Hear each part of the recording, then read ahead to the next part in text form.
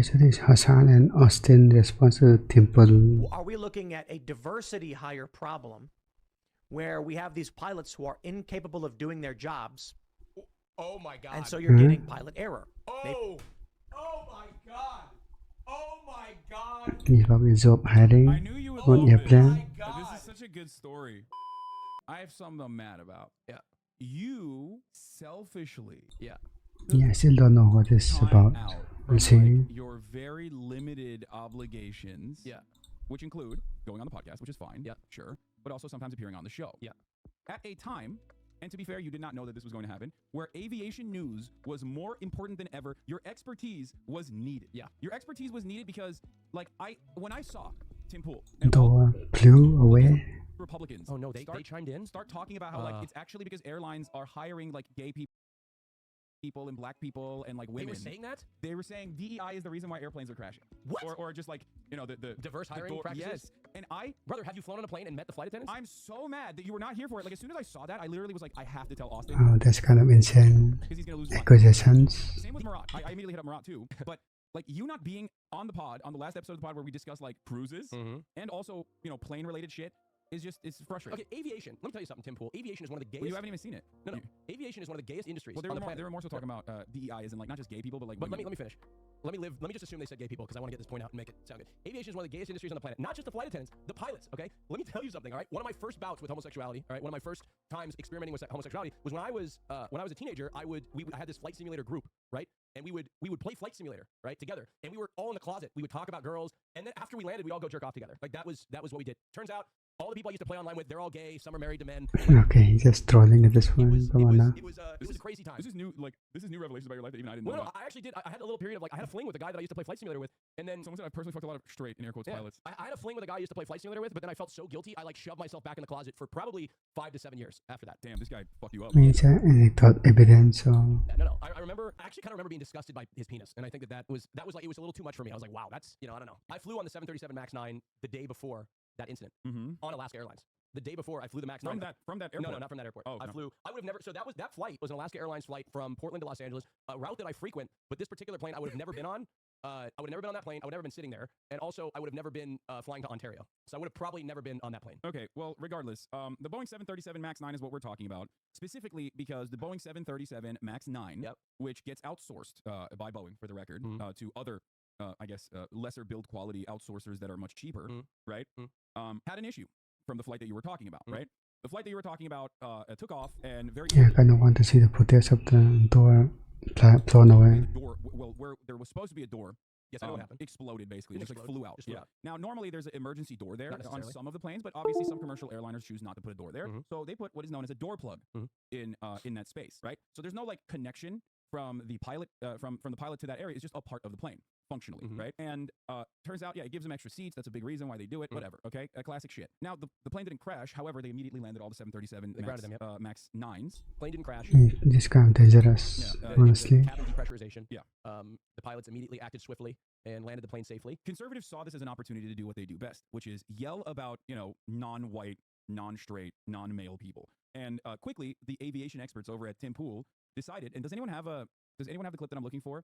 Quickly, timpool decided this is DEI. That is the reason why Yeah, they're just quick to find fault in anything. this airplane crash here. Or not To crash, but blame this, homosexuals. Here, let's take a look at what he had to say. I want your take on this. And this is like now the meta. Everyone is saying that it is DEI initiatives, diversity, equity, and inclusion initiatives that these massive companies are taking on. Why is he wearing a beanie? It must be so cold in his room. Yeah, well, that's also DEI, being bald. The voice recorder on that flight was erased. The question is why. Now they'll come and say, oh, it was just an accident. It's an accident. I mean, he has been bald for I like wonder if there's actually some malfeasance in that. forever. Right now, it's an argument that the planes are no good. Following this report, we've got new information that loose bolts are found on door plugs on grounded United Airlines Boeing 737 MAX 9 jets. These door plugs are airs of the plane. They're not emergency exits. They're optional. Some they do use, some they don't. I'm wondering how much of this is actually the planes are bad, or are we looking at a diversity hire problem where we have these pilots who are incapable of doing their jobs, Oh my God. and so you're getting pilot error. Oh my God. Oh my God. I knew you would love this. my This God. is such a good story. Wait, I thought he was So going to they're incapable of doing the job. go the route. I thought he was going to go the route of saying that like the manufacturer diversity hire. Yeah. He went the pilot route? Yeah. Because I know the pilot was a woman. This is why he's going that route. Yeah. The pilot was a woman. Yeah. Oh my god! No, but what's That's really insane. What's really Pilot funny? error? What's Then really the door funny? blew off? It's hilarious What? because let's just say It's not even related. background got information that is still publicly accessible. Oh my god! To see if there was any Oh my god! physical way that pilot error could have contributed to this. No, I could have told you that right now. No, There is no physical way that the pilot error could have contributed to this no, manufacturing failure. of course not. Of course not. But that didn't stop Timothy Poole from fucking of course making this there's assertion. no physical possibility that the plane could be. I mean, didn't someone check the plane before they took off? Oh my god! It's Should be the guy's port, right? stupid. But like, here's the thing: these guys are obviously God, I gotta hear it, incredibly Todd. dumb and incredibly fucking like Are bigoted. you fucking stupid? And that's why it doesn't matter. The truth does not matter. It's ironic because he's looking at an actual story, right, that covers what the real issue is. The real issue is corner cutting. The real issue is a lack of quality assurance that Boeing utilizes in its other subsidiaries and third-party contractors that they work with. You could find this out if you investigated it even a little bit, if you were like a little curious. Also, the pilots don't. The flight attendants have to lock the doors manually. And first of all, this door It's not a is door. not a door. It's You can't even see it. It's not even. There's no button or lever or anything. It's just it's plugged. Right? Yeah. Let's see what he says. let's Maybe see the what cabin was pressurized incorrectly, causing the door to blow out. They're then yelling in the cockpit. He's saying the cabin was pressurized incorrectly, Austin. The pilot did not pressurize the cabin correctly. You don't manually pressurize the cabin. No, you don't You understand. don't manually pressurize the cabin. He has to bring it back to the woman, dog. You don't get it. Like, it's the It's automatic. woman pilot. What does that even mean? I think even his co-hosts are like, bro, you're stretching a little bit. Like, his co-hosts are like, dog, I'm racist as shit, but like, even I feel like you're a Dude, little off come base on. Yeah, let's. What did you do? What did you press? Oh no, I pressed the wrong button, and then they realized. They pressed the ejecto button. they pressed the fake door that's supposed to be a fucking panel But button. it's not a button. What the fuck is this guy There is talking no about? ejection. It There's doesn't no work. ejection button at We'll all. get in trouble and be sued if people find out what we admitted to here. So they erase the black box voice recorder. Or the black box voice recorder only has a 2-hour limitation, and they accidentally kept recording over it, and that's why it doesn't have exactly the, like the point of impact, I guess, or the point where like the door blew off. Oh my god. Okay, here, let's keep watching him. There's also air control audio apparently. Yeah, no, This is- Yeah, we'll have to go down. Lieutenant Alaska, trouble to the crew number 2, we're descending down to 10,000. Yeah, so here, pause. The standard operating procedure is to immediately descend to 10,000 feet where you have breathable air. Until that point, the pilots will have their oxygen mask. So the reason you hear her voice constricted is she's got, I don't know if you guys ever watched my flight streams, we actually put on the oxygen mask. So her voice sounds like, because she's got an oxygen mask on. Yeah. And she's following the proper procedure. To go down to 10,000 feet, right now they're at 14,500, whatever. The procedure is to immediately descend rapidly to 10,000 feet upon a depressurization. Yeah. So, and she's wearing an oxygen mask. I speculate that once they hit 10,000 feet, her oxygen mask came off and she was probably more audible after they got to 10,000 This feet. is awesome. There's a guy who's still pushing this. The fact that they are, with extremely high probability, toying with people's lives and not trying to hide the truth of what happened is something that needs to be 100% investigated and the public being informed. So what I love about this guy's speculation What? is that he thinks like the National Transportation Board does not exist, right? Yeah. Like in his mind, he thinks like plane crashes are rare or these kinds of accidents are phenomenally rare just by sheer luck. Like there isn't an entire group of individuals, insurers, on the corporation side, on the Boeing side, people looking into it, I mean, there's a lot of money involved, so of course they're gonna be involved. investigating it, on the third-party contractors that they work with investigating it, on the airliner side, like the Alaska Air is not investigating this matter separately, the FAA is not I mean, investigating does the guy know how much the plane costs? separately, the NTSB is not investigating this separately. Like there are probably, right off the top of my dome, I gave you what, like 6, 7 different agencies, both regulators and also internally, conducting investigations into the matter. This guy thinks none of that exists and can't even apply critical thinking, which would allow you to actually, go to that clip. even without Go to that clip. recognizing it. Here's an example of this happening. I turned the oxygen on, all right? So this is what happens when it comes to pressurizes. So here, stop. So this is what happened in Flight Simulator when I failed to turn on the what they call them the packs. I forgot to turn them on, which is what provides oxygen to the cabin. Austin, this is you're ruining the argument I'm trying to make by being a bad gay pilot. Well, I know, but this is what I'm trying to say is. Austin, the argument I was making is that gay pilots are just as good as No, straight. I know, but what I'm trying to say is that this was not a Right, case of a. This is not a case. If Timpool sees this video, it's over. I know, but this is not. You don't. But hold on. If you turn those off during flight, first of all, you wouldn't. The plane would notify you, and you wouldn't rapidly decompress. It would be a slow. This is what happened. This is what people alleged happened on MH370, right? The Malaysian airline plane, the ghost plane disappeared, right? They allege, right, that there's a theory out there that the pilot suffocated the cabin by turning off those packs. What they call like the packs. Don't worry, it's gonna be okay. Right? The beeping, Slowly, you're not the cabin dead. would depressurize. There would be alerts in the cockpit, but everybody else would slowly lose consciousness and pass out and eventually die. Yeah, I've heard the story. Thank God I didn't say I'd gift Hasan 100 subs this time. You're not dead. Let me tell you why. You're Wait, on your streams, you make challenges where you're supposed to give me Well, I subs? basically said that if you survive the flight, I will give the 100 subs. But everybody survived because we're at 17,000 feet. Everybody would have lived. Right? Like I wasn't doing it right. Like you definitely should have descended. I wasn't following procedure because it was a simulator. But anyway, go back to the thing. This is irrelevant. 17,000 feet. You Okay. can. See, you can kind of Nice. breathe. at Okay, 17,000. so proper protocol, as Austin pointed out, but did not follow through on his own, Yeah, okay, but Flight Simulator. was in Flight Simulator, is immediately descending down to 10,000 so that you no longer need oxygen. But like you don't need assisted oxygen, I guess. But that would be the alert that they would hear in the cockpit. That's what they heard when the cabin depressurized. Yeah. Is when they heard that alert and immediately oxygen mask on and then immediate descent. Yeah. I mean, the pilot did the job, So, right? Here, let's watch this.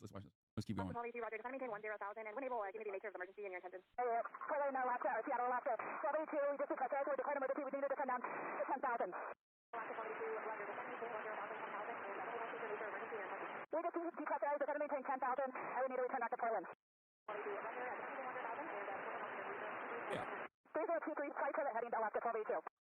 And Portland, Notice how the air traffic control is also a woman. I feel like DEI is taken over everywhere. You know Also, what I mean? it is incredibly hard to speak with those masks on. They're incredibly suffocating, and everybody sounds like that when they're talking to him. Yeah. I think this is another testament that we've devolved into like we've descended into like madness, complete madness on this, where as things like marginally get worse and worse due to the obvious fault of capitalist corner cutting, like a constant necessity for cost-cutting measures being implemented. What's capitalism have to do with Of this? course, eliminates redundancies like quality assurance in an industry that is supposed to have redundancies because they're fail-safes, right? All of that is the real reason. I can tell you what the actual reason is.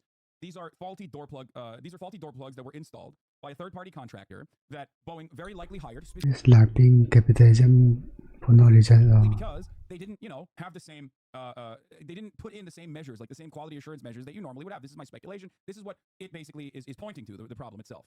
Yeah. Looks like they took off from one way, 28 left, right at Portland right there. You see that? Took off from 28 left. But of course, the irony is that, you don't want to think about that. Okay, you don't want to think about that. You don't want to think about the fact that like Boeing's profit seeking is putting passengers in danger because they're spending more of their capital on stock buybacks rather than actual implementation of quality assurance measures or manufacturing this stuff in house. And boom, what do you know it? Lo and behold, Boeing is no longer a real manufacturer of things. Okay, manufacturer of planes or any kind of like new tech or even old tech. It's basically just a what the hell is this? It's basically just a financial corporation. That's it. It's basically doing finance capitalism to a T. And obviously, another byproduct of this is the fact that it's losing out to Airbus big time. was a solution then. Didn't give out any solution Airbus so and Boeing far. are basically the only two major airplane creators, right? I mean, the two companies that make airplanes on this planet. Pretty much. Airbus is the French company. French European. And Boeing is the American corporation. And Boeing has implemented and been able to like successfully deregulate and implemented significantly worse cost-cutting measures than Airbus seemingly. And that's why we are at this.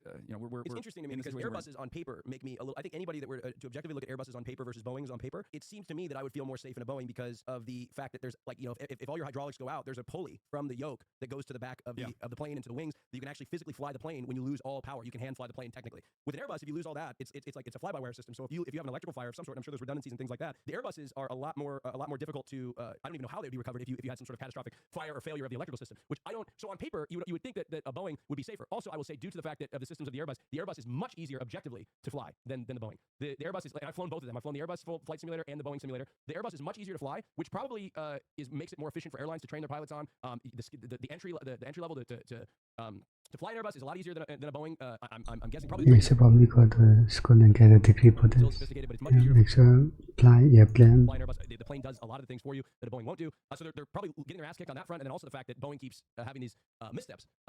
So it's interesting to me because I've always held the not saying that Airbus pilots are bad pilots, but I've always held the belief that I think that Boeing pilots, generally speaking, they're flying a plane more and they're a little bit more. They're able to keep their. I'm not saying they're more skilled necessarily, but their skill set is a little bit more polished because they're actually flying the plane more than the Airbus pilots. The Airbus pilots, everything, a lot of it's controlled for you. The plane trims for you. It balances itself out for you. The Boeing, you have to do a lot of that stuff manually. So your skills, I think, stay a little bit more polished as a Boeing pilot. I don't know. Just Boeing had to cancel certain quality specs because the guy who oversighted them during COVID died during COVID, and no one knew what he did, so they just cut out the requirement. I don't know. I mean, I'd have to look into that a little bit further. I believe it, but that seems a little too insane. But yeah, He believes it blindly. There's a real pilot wanted to say something. What? Go up, scroll up. As an airline pilot, it's so funny how Austin knows more about airplanes than some real pilots. Yeah, he has a plane autism. It's the only. It's the only thing I'm smart about. Yeah, that's why I was frustrated that he like selfishly went on a cruise in the middle of like. Well, I think that was I cursed the aviation industry. When the world needed him the most, he vanished. Yeah, you cursed the aviation industry by quitting your usage of the aviation industry. And I want to say this to timpool. Two recent catastrophic depressurizations that potentially catastrophic depressurizations. The first one was a Southwest Airlines plane that happened. I think it was 2 or 3 years ago. Right? That happened 2 or 3 years ago. And then this most recent one. Both times, women captains. Both times, heroic efforts by the pilot to land the plane safely. Yeah. The unfortunate situation in the Southwest one, there was one life lost because they got sucked out of the plane. But like both times, women pilots, and both times successful, and they did everything they were supposed to do. Everything women pilots are 2 for 2. No. What I'm trying to say is what I'm trying to say is 2 for 2 on depressurization. No, you guys are taking it the wrong way. I'm not saying maybe women are at fault here. No, women aren't the problem. I'm just saying 2 times at which it has happened. Women were in control and handled the situation perfectly. Yeah. You have the same curse. To be fair, something big happens whenever you go off stream. That's true. All right, so let's finish this. So then it's oops, we have no idea. It must just be the planes are no good. Yeah, I like that he's like trying to defend Boeing here. Now, remember when I was like kind of making fun of that gray name chatter who was like, oh, well, an investigation must be conducted, right?